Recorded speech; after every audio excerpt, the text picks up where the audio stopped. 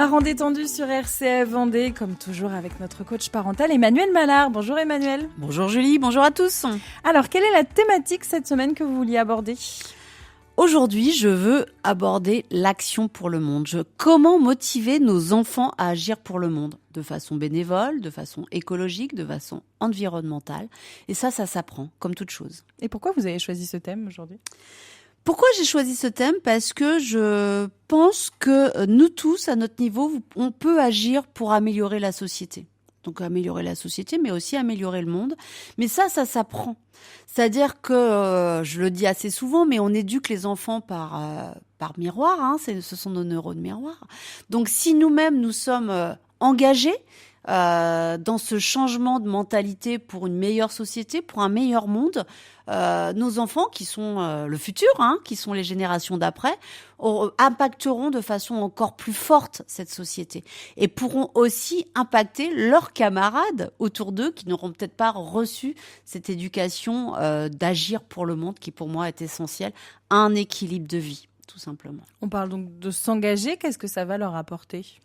Alors ça va leur apporter quand même pas mal de choses. La première chose, c'est ça va aller de soi en fait dans cette idée je parle beaucoup des valeurs si vous suivez un petit peu les chroniques au fur et à mesure, qui pour moi sont essentielles et je répète encore une fois, c'est un des exercices que je demande à faire à mes coachés, c'est-à-dire quelles valeurs vous voulez transmettre à vos enfants. Et là, les enfants apprennent à travers des actions concrètes comment en fait ils peuvent mettre en application des valeurs qu'on leur transmette. Ça devient plus du tout quelque chose d'implicite, ça devient quelque chose d'explicite. C'est-à-dire qu'ils voient concrètement à quoi ça correspond. Si on veut, par exemple, transmettre cette notion de respect, donc le respect dans sa globalité, alors j'en parle beaucoup parce que c'est une de mes valeurs fortes, hein, donc respect de soi-même, respect des autres, respect des choses, des animaux, de la nature. Eh ben, si vous emmenez vos enfants avec vous nettoyer une plage, comme ça se fait souvent sur la côte vendéenne, sur une matinée, là, vous mettez vraiment en image ce que c'est cette valeur respect qui peut sembler un peu floue, surtout pour les plus petits. En nettoyant le sable, hein, on ramasse les déchets, donc on rend en fait la nature plus belle. On respecte la nature, c'est-à-dire qu'on ne va pas apporter quelque chose de négatif qui va enlaidir cet environnement qui est quand même assez exceptionnel. D'autres idées de choses qu'on peut faire pour leur apprendre justement à agir pour ce monde ? Ah, il y en a plein.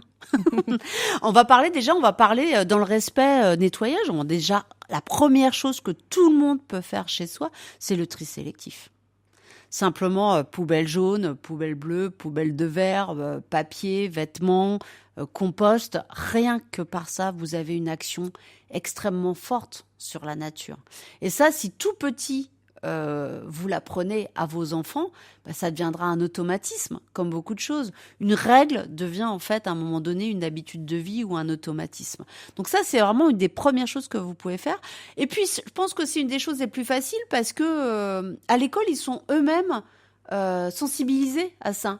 En tout cas, moi, dans l'école de mes enfants, là sur la côte, il y avait des gens justement des centres de tri qui venaient apprendre aux enfants à trier. Donc ça, c'est plutôt positif.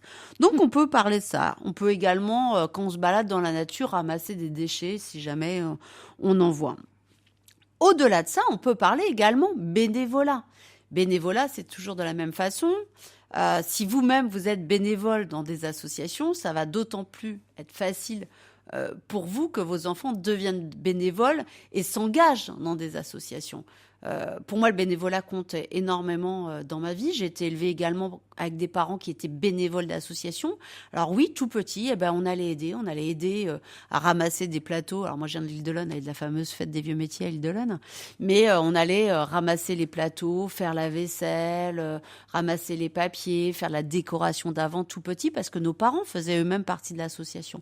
Et moi, mes enfants, alors moi-même, j'ai fait partie de l'association, leur papa aussi. Et quand mes enfants ont été en âge, tout petits, eux-mêmes devenaient bénévoles. Vous êtes dans une association de parents d'élèves, faut aller faire du jus de pomme, je dis n'importe quoi, parce qu'à l'époque, c'est ce que j'ai fait aussi. On emmenait les enfants ramasser les pommes avec nous. Parce que là, encore une fois, on leur montrait qu'ils faisaient des choses gratuitement pour une action collective qui allait non seulement peut-être, alors Là, c'était dans le cas améliorer leur quotidien parce que ça permettait de financer des voyages ou des sorties. Mais au-delà de ça, ça permettait également justement de se sentir bien émotionnellement. Et puis ça va plus loin. Moi, vous voyez, ma fille, quand elle est rentrée à Nantes en médecine, elle a créé une association pour aller nourrir les SDF. Elle allait récolter en fait dans des fast-food ou dans des boulangeries un peu, on va dire, de chaîne. Je vais pas donner de nom. Et bien, elle allait récolter les invendus pour après les distribuer. Donc c'est vraiment en fait une éducation. Et ça, où c'est important parce que c'est qu'on reçoit énormément. Si vous-même vous faites du bénévolat dans quoi que ce soit, vous vous rendez compte à quel point c'est gratifiant une fois que c'est fait d'avoir travaillé pour quelque chose qui vous dépasse, qui est quelque chose qui est très important pour vous, parce qu'en fait, ça vous apporte énormément de bonheur ou de gratitude. Moi, je dis souvent qu'en fait, le bénévolat, les gens me disent tu te rends compte, tu dors même dans ton temps. Voilà, c'est pareil. Moi, quand j'ai été bénévole au JO cet été, il y a plein de personnes qui n'ont pas compris que j'aille donner 15 jours de mon temps. Toujours cette culture de faut gagner de l'argent. Exactement. Mais mon Dieu, j'ai participé à un truc qui n'a pas de nom, qui était au-delà de tout ça. Donc, c'est aussi égoïste, le bénévolat. C'est-à-dire qu'on va nourrir un petit peu notre ego en se disant j'ai pris part à quelque chose qui était quand même assez incroyable. Et je suis utile, encore une fois. Encore une fois, donc c'est-à-dire qu'on cumule tout. Donc il y a énormément de bénéfices et surtout, en fait, pour les enfants, vous leur montrez, encore une fois, je reviens aux valeurs, mais vous leur montrez que chaque action a un effet. Et chaque action a un effet positif ou négatif, non seulement sur les autres, sur la société ou sur le monde.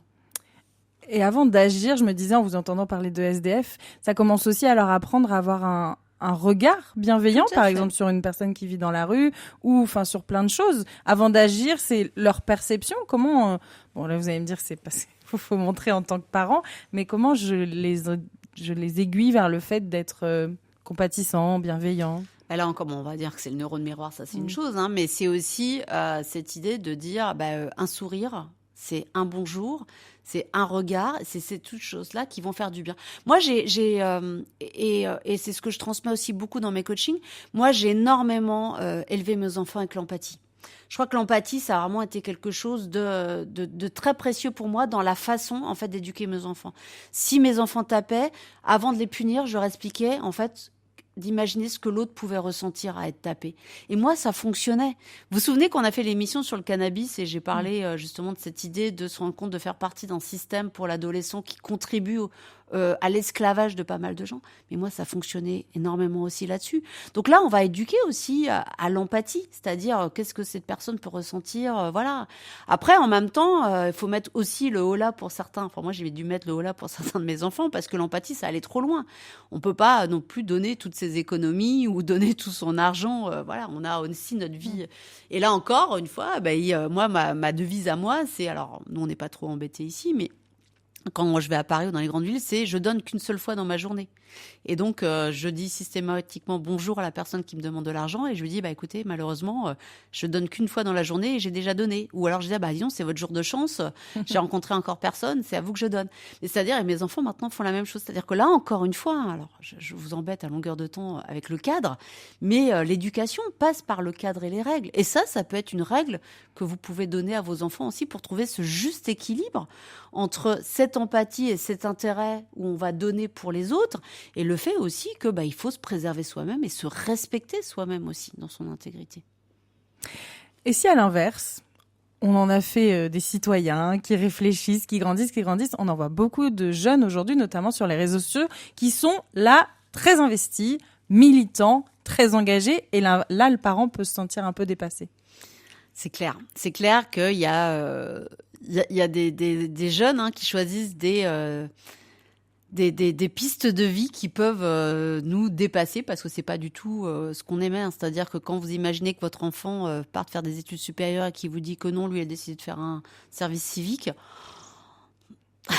c'est pas toujours facile à accepter. J'ai fait un service civique à RCF Vendée, Emmanuel Mallard, donc ça porte ses fruits. Ça s'est bien déterminé. Mais en même temps, vous n'avez pas décidé de le faire au fin fond du Ghana, dans un orphelinat. Et là, encore une fois, ou pour certains, parce que c'est arrivé dans certains autour de moi, où il faut payer pour aller faire du bénévolat. Donc, il faut aussi garder vraiment... Mais honnêtement, là, on va reparler d'une autre chronique qu'on a fait. Quel est juste milieu à trouver entre le lâcher prise et le tout contrôle. Si en face de vous, vous avez un adulte qui a plus de 18 ans, à lui de choisir aussi sa vie. Par contre, à vous de lui donner tous les éclairages, les côtés positifs, les côtés négatifs. Qu'est-ce qui va se passer pour lui dans son quotidien s'il choisit cette voie-là? Mais on peut pas, de toute façon, on peut pas choisir la voie de nos enfants. Et honnêtement, moi, je préférerais de loin d'avoir un enfant qui soit hyper engagé dans des actions dans le monde, plutôt qu'un gamin qui glandouille à la maison sur des jeux vidéo. Oui. Hein. Donc, et là où petit, c'est nous qui lui avons donné les clés pour comprendre le monde. Peut-être à nous aujourd'hui de s'ouvrir à ce que nos enfants peuvent nous apprendre. Exactement. Alors non seulement à ce qu'ils peuvent nous apprendre, c'est-à-dire qu'il y a plein de choses aussi. Souvent, les enfants, ils vont assez fréquemment nous titiller et nous faire réfléchir. En tout cas, mes enfants, moi, me font énormément réfléchir sur plein de choses, Bon, alors moi, j'en ai une qui est végétarienne, donc je vous raconte pas l'alimentation, comment ça me fait réfléchir aussi. Sur la consommation, la façon dont nous, on avait de consommer, sur l'impact carbone, c'est-à-dire que... Mais en même temps, comme je lui dis, j'entends tout ce qu'on dit, mais j'ai pas envie de changer non plus mon style de vie. Parce que moi, je me vois pas devenir végétarienne. Alors oui, je diminue ma consommation parce que je pense que c'est important pour le monde, mais je ne viendrai pas végétarienne. Dans la même situation, moi, j'adore les vacances au soleil. Et alors, elle a décidé de ne pas prendre l'avion. C'est son choix, elle, mais c'est pas le mien. Et là aussi, il faut apprendre à être tolérant vis-à-vis aussi des autres. Et surtout aussi de ses frères et sœurs qui, eux, qui prendraient l'avion pour certains à tout bout de champ pour partir en vacances.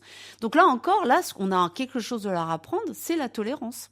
C'est-à-dire que eux peuvent tomber dans cet extrême et... c'est même pour moi, c'est pas un extrême, c'est pas vrai ce que je dis, mais peuvent tomber dans une mise en action profonde de leurs convictions. Mais ça fait partie de la jeunesse aussi de vouloir croire pleinement. Moi, c'est ce que je dis, si on n'est pas révolté à 20 ans, on le sera jamais. Donc, moi, j'adore. Moi, j'adore quand je vois des jeunes à 20 ans qui sont révoltés. Je me disais, mais allez-y, les gars, c'est le moment ou jamais. Ce qui me dérange, c'est d'avoir des jeunes de 20 ans qui pensent à leur retraite. Là, ça me fait peur, par contre, à Ils en auront pas. Non, mais alors oui, peut-être. Mais surtout, c'est que la jeunesse, elle est vouée à ça.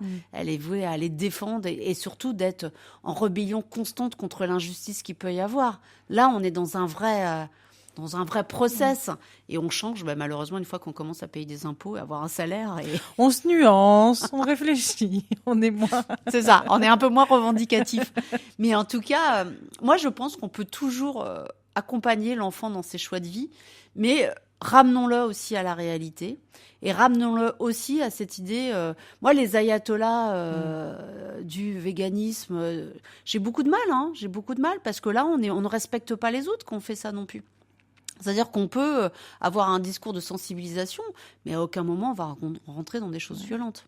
Donc c'est encore une fois le juste équilibre à trouver en tant que parent, en tant qu'accompagné, parce qu'on va dire arrivé à l'âge adulte, on n'est peut-être plus dans l'éducation, mais en tout cas on est dans un positionnement, moi que j'aime bien dire, de sage.